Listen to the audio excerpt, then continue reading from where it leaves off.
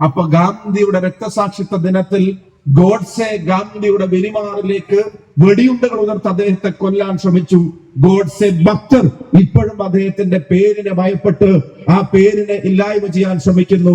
ഒരു കാര്യം ഇന്ത്യ രാജ്യം ലോകത്തോട് ഉറക്കെ വിളിച്ചു പറയും, വെടിയുണ്ടകൾക്ക് മുമ്പിലും ഗാന്ധി എന്ന ആശയം മരിച്ചിട്ടില്ലെങ്കിൽ പിന്നെയാണ് ഒരു സർക്കാർ പേര് മാറ്റിയിട്ട് വീണ്ടും ഗാന്ധിയെ കൊല്ലാൻ നോക്കാൻ, ഗാന്ധി ഇല്ലാതാക്കാൻ നോക്കാനുള്ള ശ്രമങ്ങൾ അത് പരാജയപ്പെടും എന്ന കാര്യത്തിന് ഒരു സംശയമായിരുന്നു. എന്തിന്റെ പേരിലാണ് ഗാന്ധിയുടെ പേരിനെ അതിൽ നിന്ന് മാറ്റുന്നത്? എന്താണ് അതിന് പറയാനുള്ള ഒരു ന്യായീകരണം? ആ പദ്ധതിയെ സംബന്ധിച്ച് പിന്നീട് ഇന്ത്യയുടെ പ്രധാനമന്ത്രിയായ ശ്രീ നരേന്ദ്രമോദി പ്രസംഗിച്ചത് കോൺഗ്രസിന്റെ പരാജയത്തിന്റെ ഒരു സ്തൂപമായി, ഒരു മോണുമെന്റായി ആ പദ്ധതി നിലനിൽക്കട്ടെ എന്നുള്ളതാണ്. അത് കോൺഗ്രസിന്റെയും ഇന്ത്യയുടെയും പരാജയത്തിന്റെ സ്തൂപമല്ല. കോവിഡ് ഉൾപ്പെടെ രാജ്യം തകർന്ന് വിറങ്ങലിച്ചു നിന്നപ്പോഴും നാട്ടിലെ സാധാരണക്കാരന്റെ പട്ടിണി മാറ്റിയ കോൺഗ്രസിന്റെയും രാജ്യത്തിന്റെയും ഏറ്റവും വലിയ വിജയത്തിന്റെ പേരാണ് മഹാത്മാഗാന്ധി തൊഴിലുറപ്പ് പദ്ധതി എന്നുള്ളത്.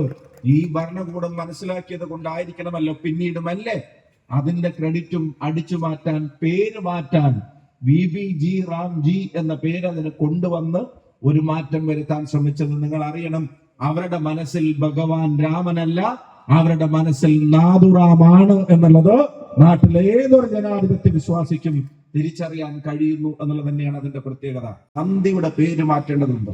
മഹാത്മാവിന്റെ പേര് തൊഴിലുറപ്പ് പദ്ധതിയിൽ നിന്ന് നീക്കം ചെയ്യേണ്ടതുണ്ടോ എന്ന് മാത്രമല്ല, അതിനെ ഒരു അവകാശമാക്കി അവതരിപ്പിച്ച UPA കാലത്ത് നിന്ന് ഇപ്പൊ അതിനൊരു സെൻട്രൽ സ്പോൺസേർഡ് സ്കീമാക്കി മാറ്റുകയാണ്. നിങ്ങൾ ആലോചിച്ച് നോക്കണം, തൊഴിലുറപ്പ് പദ്ധതിയുടെ വേതനം പരിപൂർണമായി ഗവൺമെന്റ് ഏറ്റെടുക്കുന്ന സാഹചര്യത്തിൽ നിന്ന് മാറി അതിന് പകരം അത് 60-40 എന്ന പ്രൊപ്പോർഷണൽ 40% സംസ്ഥാന സർക്കാർ അതിന്റെ പണം കണ്ടെത്തണമെന്ന് പറയുമ്പോൾ അതൊരു ഡിമാൻഡ് ഡ്രിവൺ പ്രൊജക്ട് ആയിരുന്നതിന്റെ മാറി അവിടെ സപ്ലൈ ബേസ്ഡ് ആയിട്ട് അതിനെ മാറുമ്പോ എന്ന് വെച്ചാൽ തൊഴിൽ വേണമെന്ന് പറഞ്ഞ് കടന്നു വരുന്ന ഏതൊരാൾക്കും അത് കൊടുക്കാൻ നിർബന്ധിതമായ ഒരു അവകാശമായിരുന്ന ഒരു സമയത്ത് നിന്ന് അതിനെ മാറ്റി അതിന് പകരം പണം ഉണ്ടെങ്കിൽ അതിനനുസരിച്ച് കൊടുക്കാമെന്നുള്ള തലത്തിലേക്ക് അതിനെ മാറ്റുമ്പോ യഥാർത്ഥത്തിൽ ആ പദ്ധതിയെ കൊല്ലുകയാണ്. അത് നാട്ടിലെ സാധാരണക്കാരുണ്ടാക്കിയ കരുത്തിനെ ഇല്ലാതാക്കുകയാണ്. അവർക്കുണ്ടാവുന്ന വേതനത്തെ, അവർക്കുണ്ടാവുന്ന വരുമാനത്തെ, അവർക്ക് അതുകൊണ്ടുണ്ടാവുന്ന സ്വയം പര്യാപ്തതയെ അതിനെ മുഴുവൻ തകർക്കുകയാണ്. അപ്പൊ ഗാന്ധിയുടെ രക്തസാക്ഷിത്വ ദിനത്തിൽ ഗോഡ്സെ ഗാന്ധിയുടെ വെലിമാറിലേക്ക് വെടിയുണ്ടകൾ ഉതിർത്ത് അദ്ദേഹത്തെ കൊല്ലാൻ ശ്രമിച്ചു. ഗോഡ്സെ ഭക്തർ ഇപ്പോഴും അദ്ദേഹത്തിന്റെ പേരിനെ ഭയപ്പെട്ട് ആ പേരിനെ ഇല്ലായ്മ ചെയ്യാൻ ശ്രമിക്കുന്നു. ഒരു കാര്യം ഇന്ത്യ രാജ്യം ലോകത്തോട് ഉറക്കെ വിളിച്ചു പറയും, വെടിയുണ്ടകൾക്ക് മുമ്പിലും ഗാന്ധി എന്ന ആശയം മരിച്ചിട്ടില്ലെങ്കിൽ പിന്നെയാണ് ഒരു സർക്കാർ പേര് മാറ്റിയിട്ട് വീണ്ടും ഗാന്ധിയെ കൊല്ലാൻ നോക്കാൻ, ഗാന്ധി ഇല്ലാതാക്കാൻ നോക്കാനുള്ള ശ്രമങ്ങൾ അത് പരാജയപ്പെടും എന്ന കാര്യത്തിന് ഒരു സംശയം വേണ്ട. പദ്ധതിക്ക് ആരുടെ പേരിടണമെന്ന് ആഗ്രഹിക്കുമ്പോൾ വരിയിൽ നിൽക്കുന്ന അവസാനത്തെ വ്യക്തിയുടെ ജീവിതവും പേരും ആളും അവസ്ഥയിൽ നിന്ന് ഓർമ്മ വേണമെന്ന് എക്കാലത്തുമുള്ള എല്ലാ ഭരണാധികാരികളോടും പറഞ്ഞു വെച്ച മഹാത്മാവിന്റെ പേരല്ലാതെ ഈ തൊഴിലുറപ്പ് പദ്ധതിക്ക് മറ്റാരുടെ പേരാണ് ഇടേണ്ടത്? അതുകൊണ്ടാണ് മഹാത്മാഗാന്ധിയുടെ പേരിലുള്ള ഒരു പദ്ധതി ലോകത്തെ വിസ്മയിപ്പിച്ച് ഇന്ത്യ രാജ്യത്ത് നിലനിന്നത്. നിങ്ങൾ ആലോചിക്കണം, കഴിഞ്ഞ ദിവസം തൊഴിലുറപ്പിന്റെ സംരക്ഷണവുമായി ബന്ധപ്പെട്ട് തിരുവനന്തപുരത്ത് ഒരു സമരം നടന്നു. ആ സമരത്തിൽ യൂത്ത് കോൺഗ്രസിന്റെ സംസ്ഥാന കമ്മിറ്റിയുടെ പ്രസിഡന്റ് വേദിയിൽ വന്നിട്ട് പറഞ്ഞു, എന്റെ അമ്മ 9 വർഷം തൊഴിലുറപ്പ് ജോലി എടുത്ത ഒരാളാണ്.